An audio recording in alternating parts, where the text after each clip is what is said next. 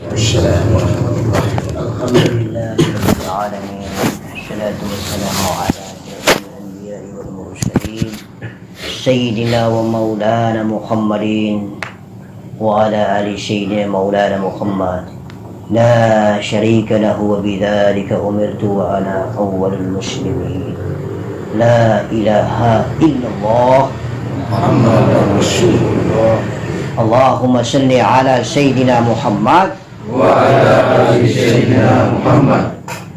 Inna lillahi wa inna ilaihi raji'un. Segala yang berasal dari Allah kembali ke Allah.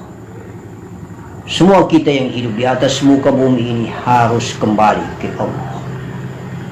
Hidup kita sementara, hidup kita fana. Berulang-ulang selalu kita renungi, hidup kita sementara, hidup kita fana. Hidup kita merantau di atas muka bumi. Usia kita adalah merupakan lamanya perantauan kita di atas muka bumi. Kita harus merenung dan berpikir, lalu mengukur-ukur usia kita. Ada di antara kita berumur 40 tahun, berusia 40 tahun. Ada yang berusia 60 tahun. Ada yang berusia 28. Ada yang berusia 30 tahun. Ada yang berusia 80 tahun. Ada yang berusia 75 tahun. Itu adalah merupakan lamanya perantauan di atas muka bumi. Lalu alangkah naifnya kalau kita tidak berpikir untuk kita kembali pulang ke kampung negeri kita, negeri akhirat, negeri Allah Subhanahu wa Ta'ala. Dari mana kita diciptakan oleh Allah Subhanahu wa Ta'ala? Dari negeri akhirat, negeri kampung di mana ruh kita diciptakan oleh Allah Subhanahu wa Ta'ala. Kemudian Allah tanamkan di umur 4 bulan 120 hari dalam kandungan ibu kita, di dalam rahim ibu kita. Lalu 9 bulan 10 hari lamanya kita dikeluarkan oleh Allah dari rahim menuju ke alam bumi. Lalu berusialah di bumi kita sampai dengan ada yang 80 tahun, ada yang 60 tahun, ada yang 40 tahun, ada yang 30 tahun, ada yang 20 tahun. Ada yang 10 tahun, bahkan ada yang baru lahir, Allah kembalikan lagi. Berpindah dia dari alam rahim menuju alam barzakh. Lalu sama-sama mereka di alam barzakh bersama dengan kita di alam bumi menanti datangnya yaumil ba'ts, hari kebangkitan. Lalu kita dikumpulkan di padang mahsyar, padangnya Allah Subhanahu wa Ta'ala. Hamba-hamba Allah yang dimuliakan. Mengapa kita lupa merenung diri? Mengapa lupa kita merenung diri? Satu hari dan sampai dengan malam kita lupa merenung diri. Apakah sepanjang usia dihidupkan Allah Subhanahu wa Ta'ala, sepanjang mulai daripada subuh kita habis melaksanakan sholat subuh, sampai dengan malam dikala kita tidur habis melaksanakan sholat tahajud ataupun sholat witir misalnya?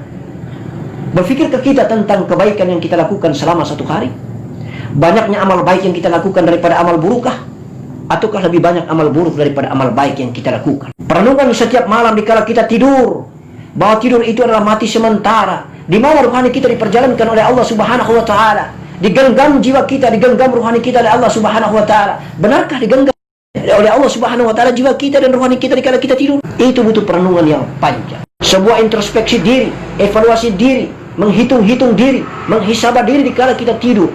Kita harus menghitung, mengkalkulasi amal baik mana yang kita lakukan sepanjang hidup kita. Dikala kita bangun subuh melaksanakan sholat subuh tadi, mencari rezeki dunia, sampai dengan malam kita tidur. Banyak manusia di muka bumi ini dikala dia tidur pada saat 2/3 malam nanti dia tidak bangun tahajud, tetapi justru dikala dia sedang jalan tidur, dia lebih banyak menghitung-hitung dan mengkalkulasi keuntungan yang didapatkan saat perdagangan yang dilakukan di siang hari. Banyak dia hitung-hitung tentang persoalan dunia, tetapi dia lupa hitung-hitung dirinya. Apakah dia mati besok nanti? Apakah sebentar dia tidur, dia tidak bangun lagi di kala besok? Apakah dia tidak memikirkan bahwa hidupnya di atas muka bumi hanya bersifat sementara, sementara dan sementara? Banyak kita lupa diri.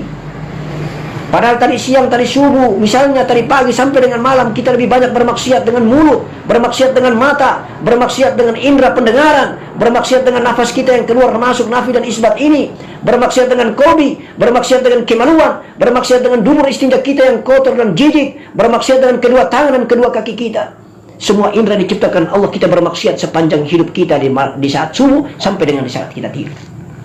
Di pintu-pintu mana? Di elemen-elemen manakah yang berdosa dengan Allah sepanjang satu hari? Kita tidak pernah merenung dan berpikir di kala kita tidur. Ya Allah, ampunilah dosa dan kesalahan kami ya Rabbah. Kami tak tahu bahwa Engkau berada di balik jasad dan indera yang hina dan papa ini ya Rabbah. Kami tak tahu ya Rahman, kami tak tahu ya Rahim. Bukankah Engkau menitip kami di muka bumi untuk beribadah kepada Engkau ya Allah? Tetapi ketika kami bertemu dengan harta, kami hubbud dunia, kami mencintai harta, mempertuhankan harta daripada Engkau yang menciptakan harta ya Rabbah.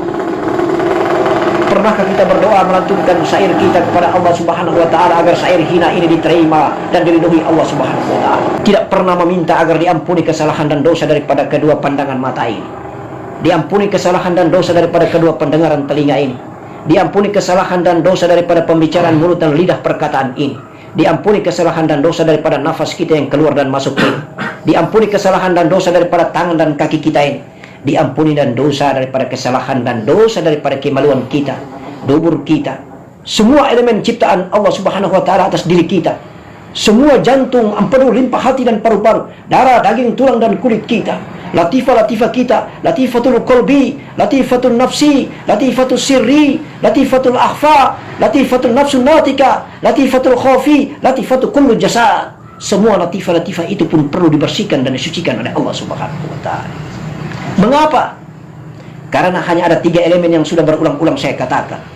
Ada akal fikiran manusia menjadi wadak manusia hina. Ada qalbi manusia yang menjadi wadak hina.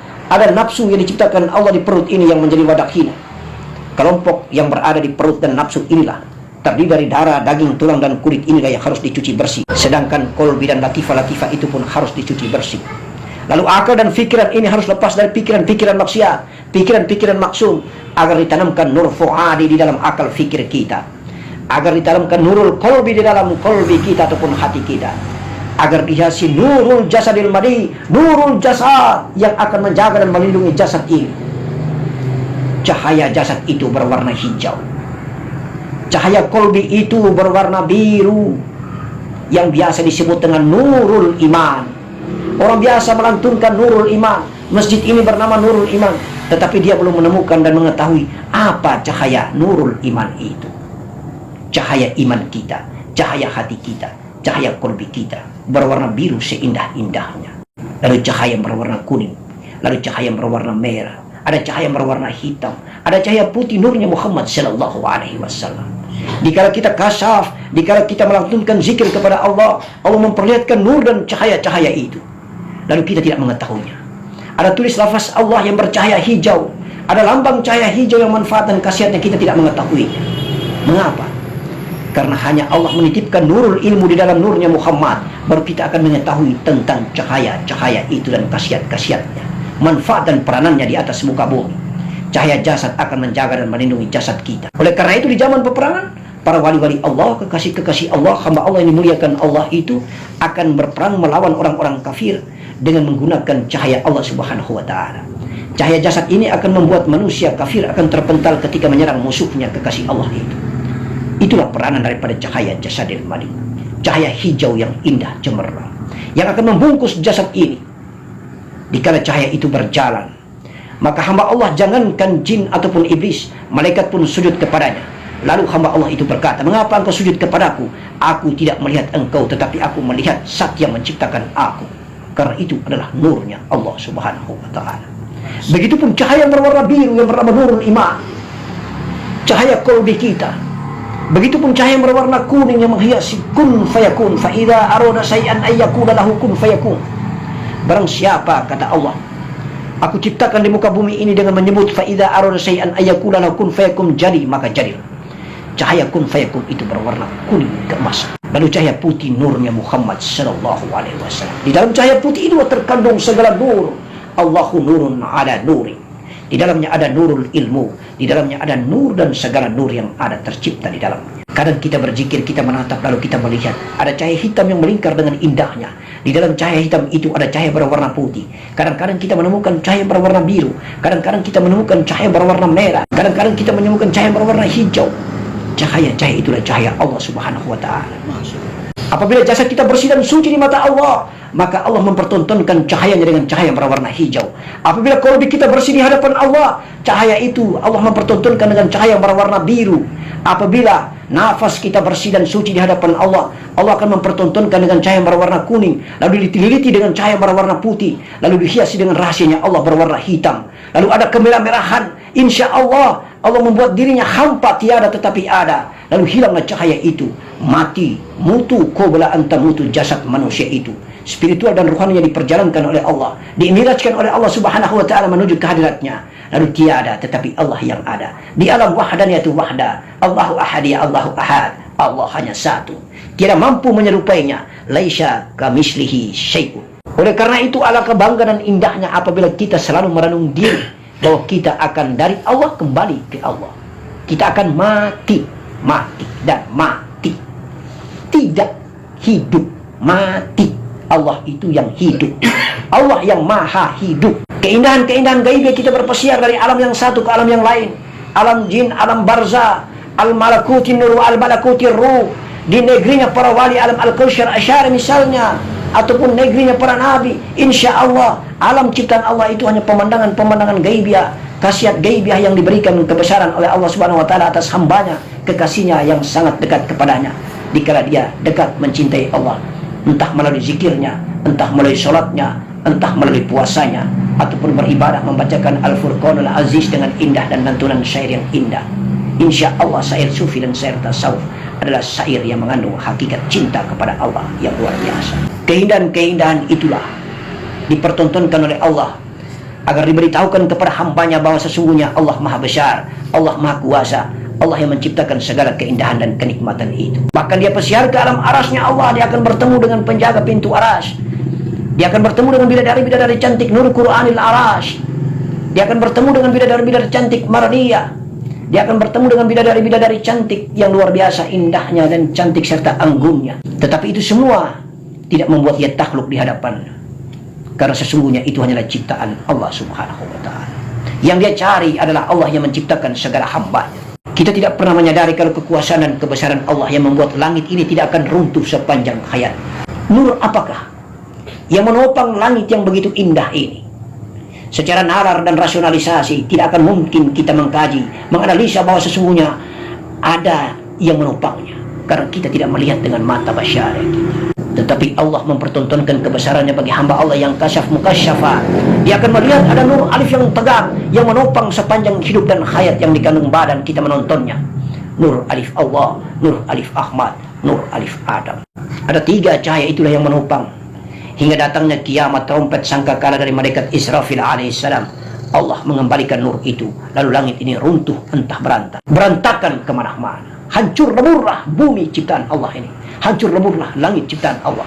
Semua hamba Allah ini diciptakan lalu dimatikan dalam keadaan kiamat. Semua ungkapan-ungkapan, perkataan-perkataan dari para ulama, nasihat-nasihat baik dari ulama, nasihat-nasihat baik dari ustazah wa ustazana, muballigh wa muballigha, insya Allah semata-mata untuk membuat kita menjadi mengingat-ingat, merenung-renung diri bahwa agama adalah merupakan media yang sangat penting untuk kita emban.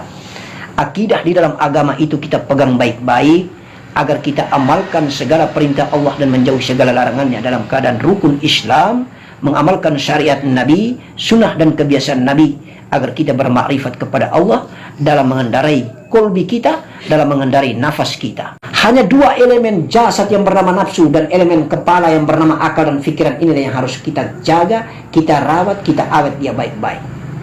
Sementara 2 elemen yang bernama nafas dan kolbi adalah merupakan kendaraan terindah untuk kita jalan menuju negerinya Allah Subhanahu wa taala. Maka pada malam Jumat kemarin sudah saya mengatakan sedemikian itu agar kita amalkan dengan baik. Tidak bisa kita keluar dari gunung, kita keluar dari hutan belantara, kita mengatakan kita telah bersemedi lalu kita menemukan wangsit daripada Allah Subhanahu wa taala.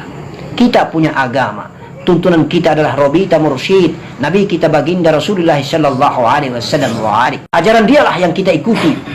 Oleh karena itu pada saat beliau meninggalkan dunia, beliau hanya berpesan, aku tinggalkan 2 warisanku. Apa warisan Nabi?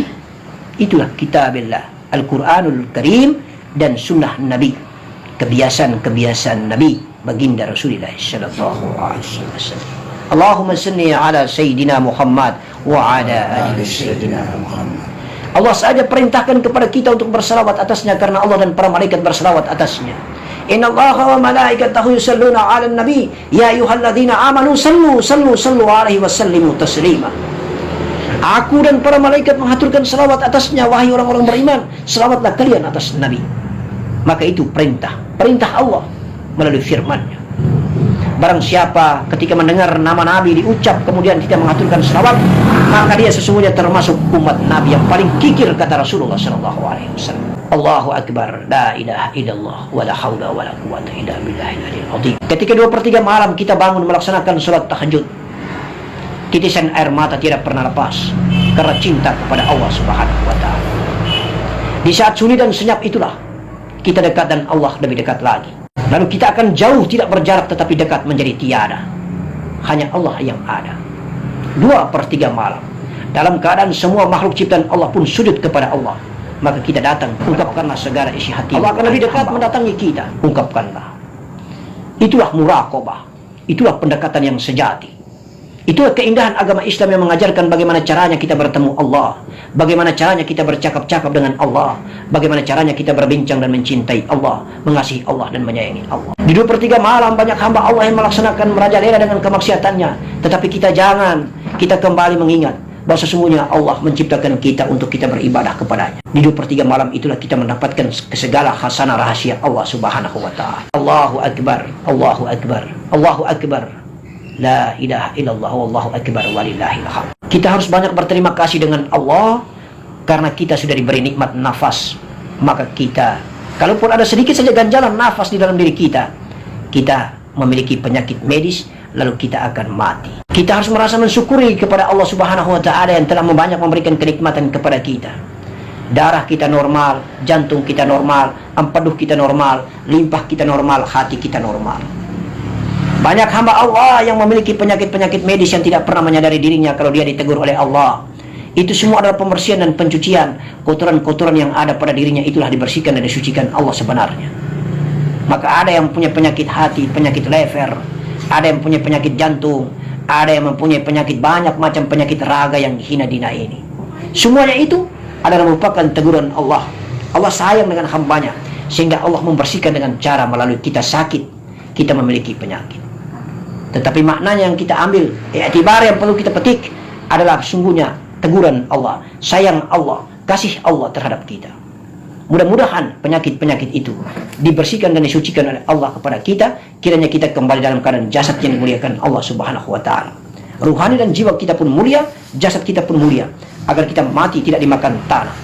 Utuh, sempurna, dia akan kecil dan kecil kembali menjadi setetes mani spermatozoid asal muasal ciptaan kita. Pelajaran-pelajaran yang sangat rahasia ini adalah merupakan konsumsi ilmu tasawuf. Tidak bisa kita publikasikan ke umum, karena sesungguhnya yang umum itu ada pelajarannya, ada ilmunya.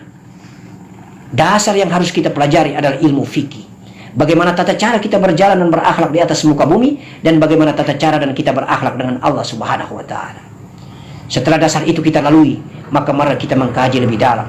Oleh karena itu pengajian kita ini termasuk pengajian tasawuf, pengajian yang mengkaji diri tentang asal-muasal diri kita dan bagaimana caranya kita bertemu Allah Subhanahu wa Ta'ala. Kalau kita mulai titik kesadaran seperti itu, maka insya Allah mudah-mudahan kita termasuk hamba Allah yang bahagia dan menikmatinya. Karena bagaimanapun banyaknya harta, kita tidak merasakan harta itu.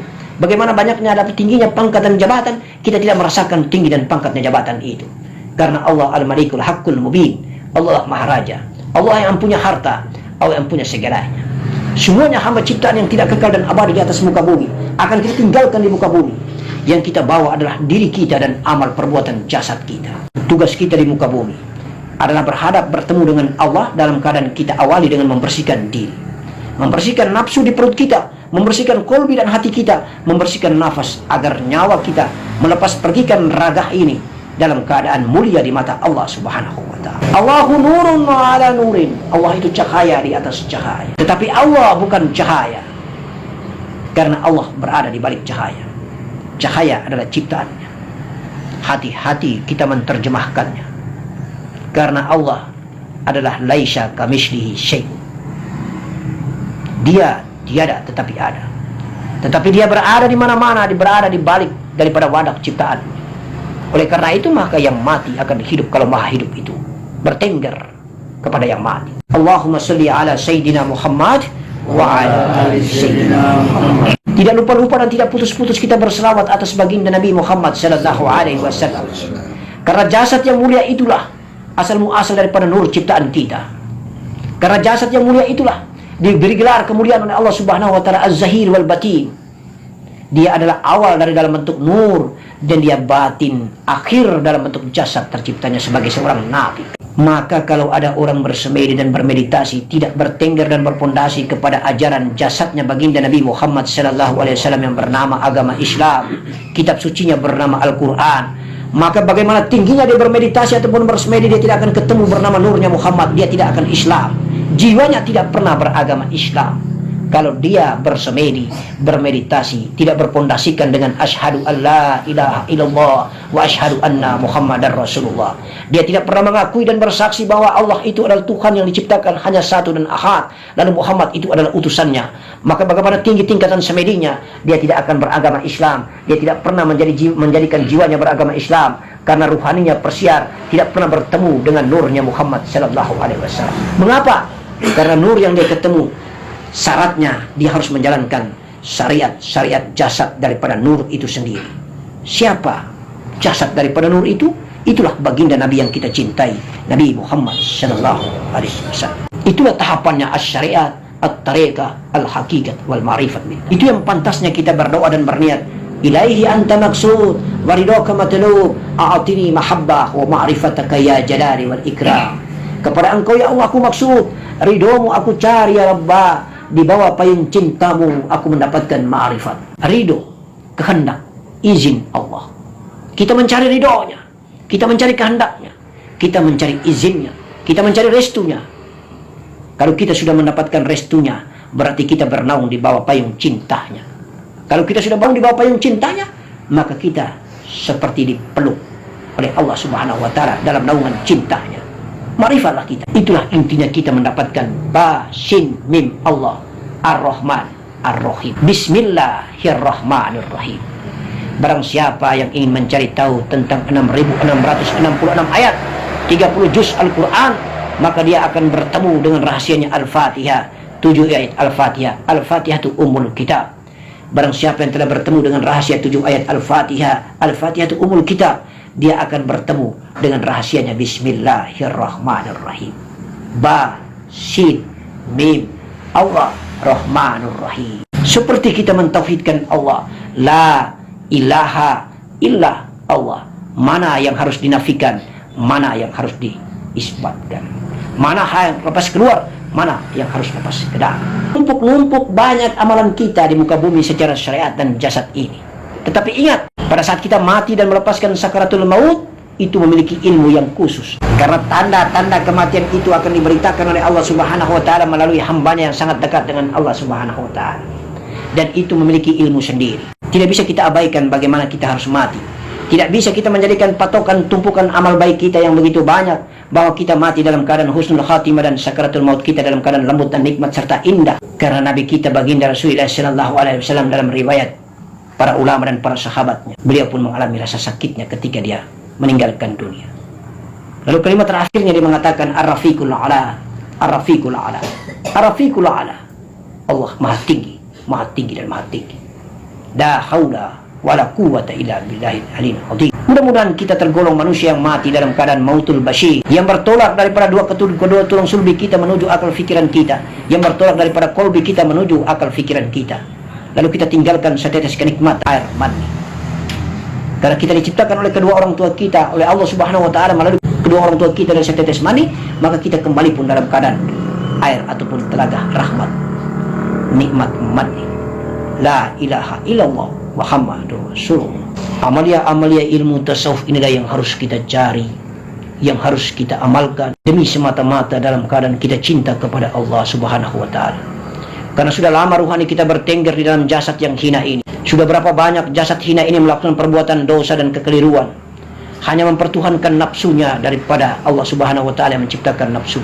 Oleh karena itu, marilah kita membersihkan jasad kita sebersih-bersihnya dan sesuci-sucinya oleh Allah Subhanahu wa Ta'ala melalui zikrullah. Yang kedua, setelah kita bersihkan jasad kita, maka kita bersihkan lagi kolbi kita, lalu kita bersihkan lagi nafas kita. Tahapan-tahapan itu mari kita lalui. Kunci yang berada di jasad ini adalah hanya daripada dubur dan istinjat kita, lalu kemaluan kita.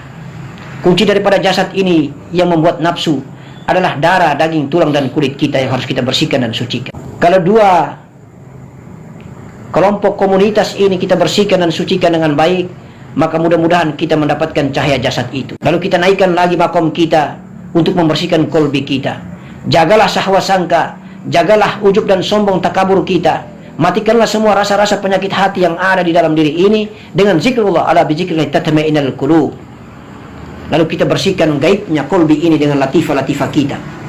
Latifatul kolbi, latifatul nafsi, latifatul khawfi, latifatul akhfa, latifatul sirri, latifatul nafsul natika, latifatul kullu jasad. Semua latifah-latifah ini adalah merupakan gaibnya kolbi kita. Lalu kita bersihkan dengan nafas melalui alat yang bernama zikir nafas kita. Lalu pikiran kita lepas daripada kemaksiatan, pikiran kita lepas daripada kemesuman yang hari-hari kita berfikir, maka insya Allah Allah akan mendatangkan nur fuadihnya. Kalau banyak nur yang sudah ditanamkan ke dalam diri kita, ada jantung kita ditanamkan nurnya oleh Allah Subhanahu wa taala, ada hati dan empedu limpah setiap paru-paru kita ditanamkan semua dengan nurnya, darah, daging, tulang dan kulit kita diikatkan dengan cahaya-cahaya Allah Subhanahu wa taala, maka menyatulah dengan kekuatan yang sangat utuh antara daging, tulang, kulit, darah. Darah menjadi sumber dari segala sumber karena dia berasal daripada jantung, dipompa oleh jantung. Apa rahasianya? Sehingga kalau darah ini tiada, maka manusia pun bisa mati. Mengapa dia berasal dan bersumber daripada jantung? Itu merupakan analisa daripada para medis, analisa daripada orang-orang yang mempunyai keahlian di bidang itu. Tetapi para pakar dan ahli tasawuf insya Allah akan mengkajinya sumbernya dari Allah Subhanahu wa taala. Maka ketika melantunkan zikrullah la ilaha illa Allah, kita palu dan kita gosok habis-habisan di jantung ini, di kolbi ini, agar bersih hati ini. Barang siapa kalau hatinya bersih, maka sesungguhnya semua amalnya diterima Allah Subhanahu wa taala. Kalau hatinya buruk, maka semua amalnya tidak akan diterima oleh Allah Subhanahu wa taala. Maka datuk kita baginda Nabi Muhammad sallallahu alaihi wasallam mengatakan bahwa sesungguhnya perbuatan kita tergantung daripada daging yang sepotong itu. Kalau daging itu buruk, maka buruklah semua amalan kita. Kalau daging itu baik, baiklah amalan kita. Pertanyaan para sahabat, daging itu apa? Daging itu adalah kolbi, hati. Maka jagalah hati ini baik-baik. Awetkanlah hati ini dengan kalimat-kalimat Allah Subhanahu wa taala, agar Allah tanamkan nurnya, cahayanya yang indah, insya Allah. Mudah-mudahan malam Jumat berikutnya kita bahas lebih dalam lagi melalui pertanyaan-pertanyaan para sahabat yang dicintai Allah Subhanahu wa taala. Jangan ragu, keluarkanlah pertanyaan-pertanyaan itu agar kita sharing, kita diskusi, menambah dan meningkatkan perbendaharaan referensi ilmu. Ini semata-mata kita saling menasihati, wa tawassaw bil haqq wa tawassaw bis sabar, sepanjang kita masih hidup. Tidak ada yang lebih cerdas dan lebih pintar di hadapan Allah Subhanahu wa taala. Sebagai hambanya, wajib hukumnya dia harus mencari ilmu. Dia harus mendengarkan tausiah karena hidup ini sementara. Sekali lagi hidup ini sementara. Haruslah kita sudah menghitung-hitung umur kita. Sudah berapa lama